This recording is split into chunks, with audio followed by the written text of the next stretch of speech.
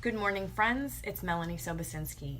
Today, I am about to debunk some of the most common fitness and weight loss myths that I have heard, believed, and debunked over my time in this area of fitness, in this career of fitness and weight loss.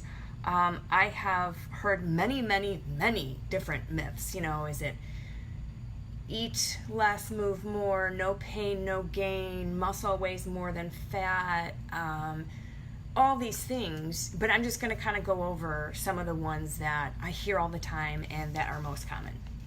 So I'm going to clarify some of these. The number one thing that I always hear, and I get it, muscle weighs more than fat. A pound is a pound is a pound is a pound.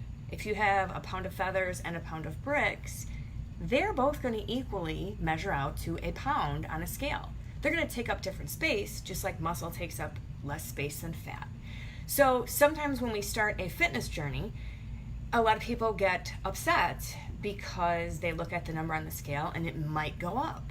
Now there's so many different reasons why it can go up, and if you've ever heard me talk about how the scale is BS and not to really measure your progress by that, you'll know that you shouldn't get upset. But sometimes what happens when you first start a new fitness regimen, journey, whatever it is, something that your body is not used to, your body retains water to help heal. I don't want to say heal, repair what goes on during the workouts, okay? Because your body needs to recharge and repair, and we have to give it that time. We have to give it what it needs. So it does retain water, and that will cause you to weigh a little bit more. It kind of evens out in the long run. But clearly, if you are 135 pounds, you can look totally different based on the amount of percentage of body fat versus muscle that you have. So if we're looking at it at, again, the numbers on the scale, please don't freak out about that, okay? Don't rely on the number on the scale. That's so the wrong number. I don't even want you looking at that number as far as to measure your progress. So the next one I always hear is, I don't want to bulk up, so I really don't want to lift weights. Ladies, there's this little hormone called testosterone, and we don't have a lot of it unless we do some things, right? You will not bulk up.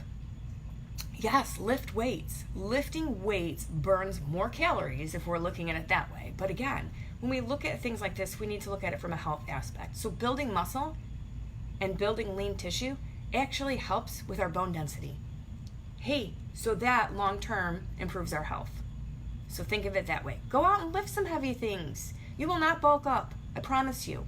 It takes a lot of hard work, and then sometimes it takes some extra things to get those muscles, giant muscles, to bulk up.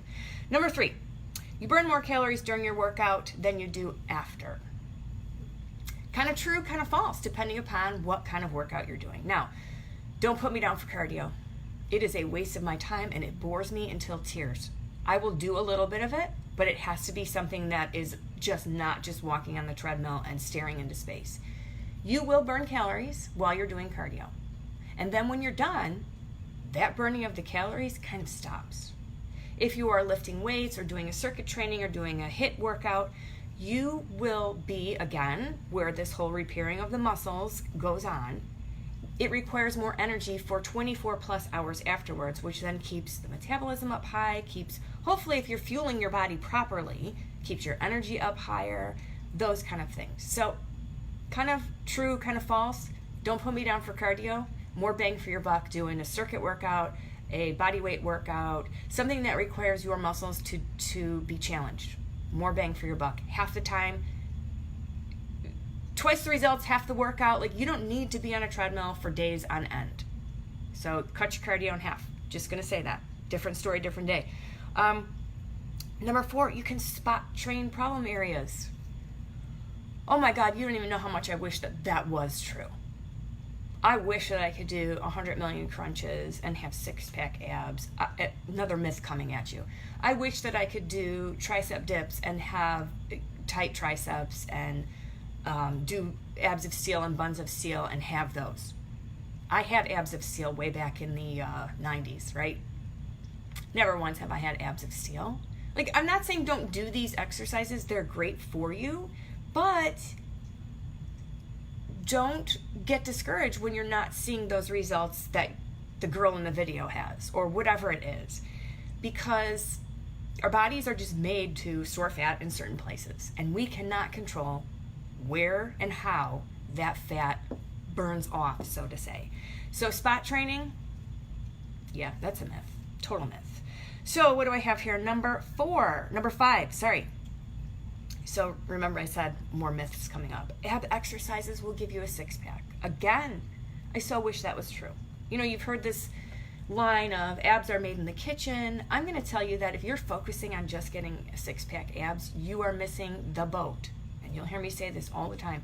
You are missing the boat on true health and wellness. Okay? Six-pack abs or good abs or rock-hard abs do not equal health. While they look great, they don't necessarily mean you are a healthy person. So we need to focus that way. Go ahead, do your crunches. Go ahead and do these things. But please don't get disappointed when you don't have six-pack abs in 6 weeks or whatever it is in whatever they're promising you. You're going to build some muscle, but until guys, it starts with what we're eating. If we're not fueling our bodies properly and eating healthy, you're not going to see muscle tone anywhere. Okay? And on women, I know this is sad, but it's kind of true. Those are the places that we just store fat due to hormonal things. So when you kind of address that issue, you may see those other things coming into place and happening the way you're wanting them to happen. But don't rely just on abs of steel and buns of steel and guns of steel or whatever it is to get you there. Great workouts, but there's more to it than just that. So spot training, ab exercises, six-pack. Loose skin can be tightened. Not always. Like, sometimes it's genetics, sometimes it's the elasticity in our skin or how much it's been stretched. If you have ever been pregnant with a child, you kind of know that when things get stretched to their maximum capacity, they don't always come back. And that's okay. We have to be okay with that. We have to understand that it's totally okay to have a little loose skin. Yes, toning up and putting on a little bit more muscle will fill some of these areas, but I will tell you that when I wave, my arm waves goodbye with me. And I kind of just have to be okay with that. When I straighten it out and flex that muscle, it's there. But when I wave, my arm just wants to be kind and wave too. It is what it is. There is no magic pill. There is no shrink wrap. There is no saran wrap. Like, you can, okay, here's a myth. You can put Preparation H on you and wrap yourself in saran wrap. And guess what? It'll suck the water out of that area, but it's not a permanent result. So please don't do that. Don't rub creams on there. Don't waste your money. Accept where you are and love yourself in the skin you're in. Number 7, morning is the best time to work out. I don't know why. I don't know why that, like, I know people do fasting cardio, they do this, they do that, they do the other. Sometimes you see results, sometimes you don't. Here's the best time to work out. When it fits in your schedule. When the workout fits in your schedule is when it is best for you. Because if you're thinking like, oh my gosh, the only time that a good workout I'm going to get and I'm going to burn my fat and I'm going to blah, blah, blah, blah, blah, is for me getting up at 3:15 and 16 seconds in the morning, and then I'm going to have a kick-ass workout. And then you oversleep, and then you beat yourself up, and you hate yourself, and all these things. Stop. Find the time that works for you. A 15-minute workout is better than no workout. A 15-minute walk is better than nothing at all.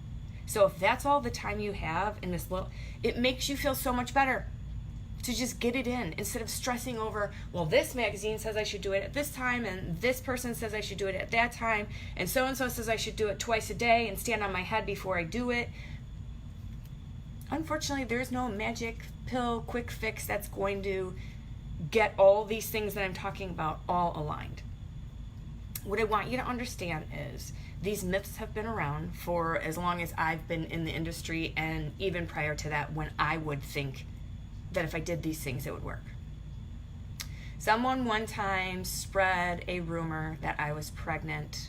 It wouldn't have been a big deal if I was pregnant, or if it was, like, this so long ago. But someone one time said that, so I pulled out my Abs of Steel tape, and did that bad boy like twice a day, every day for I don't know how long. And I was like, yeah, does this look like a set of abs that's pregnant? Why?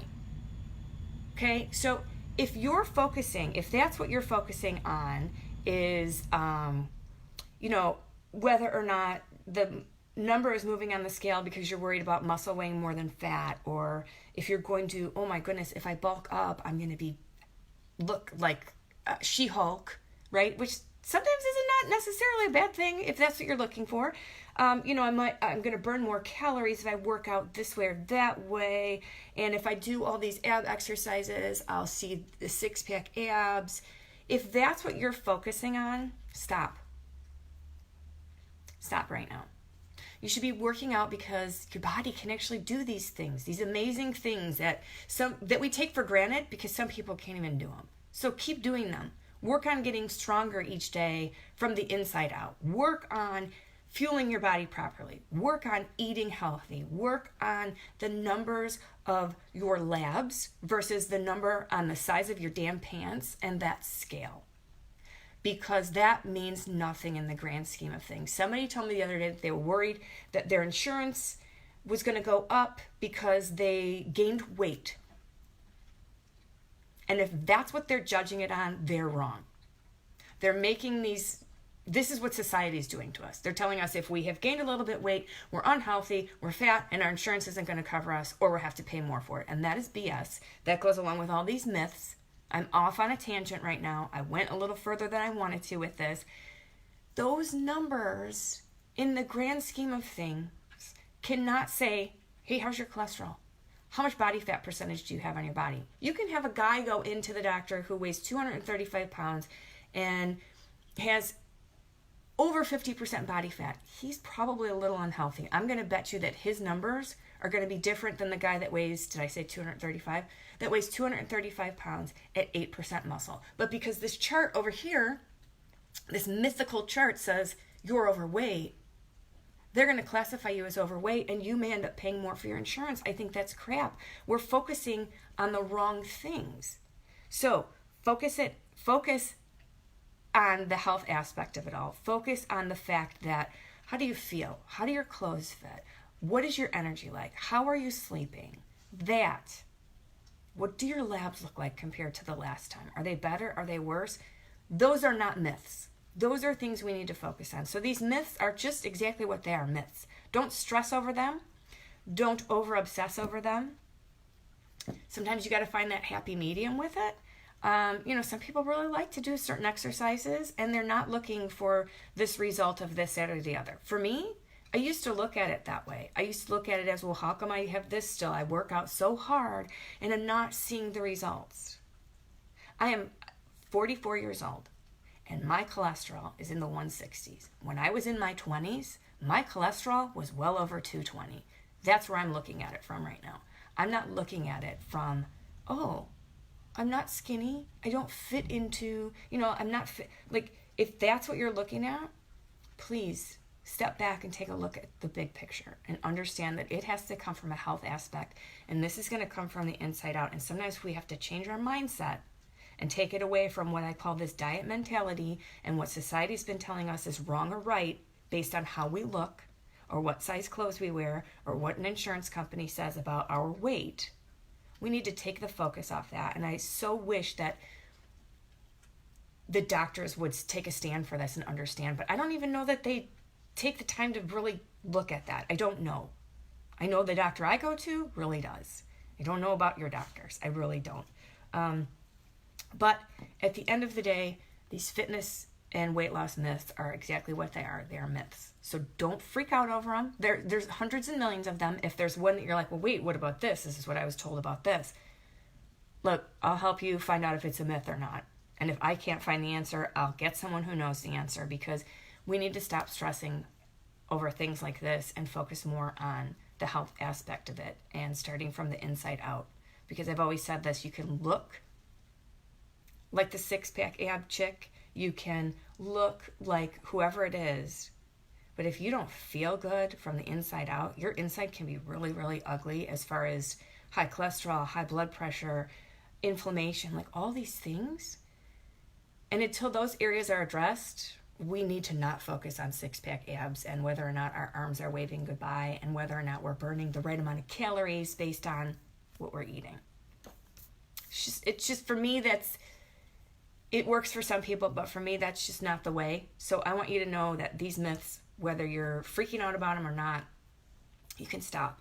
You can stop. Don't get discouraged about them if you're not seeing the results that they're saying you should be seeing in these magazines, because maybe that's not what works for you, and it's not what works for, a couple of other people. Understand that health comes from the inside out, not from a myth that you have heard out there. So I want you to understand that we have to look at things from this aspect of, hey, what was my health a couple years ago and what is it now? Ask yourself that. How did I feel a few years ago and how do I feel now? And then put all the other myths aside. So do that. Look into that.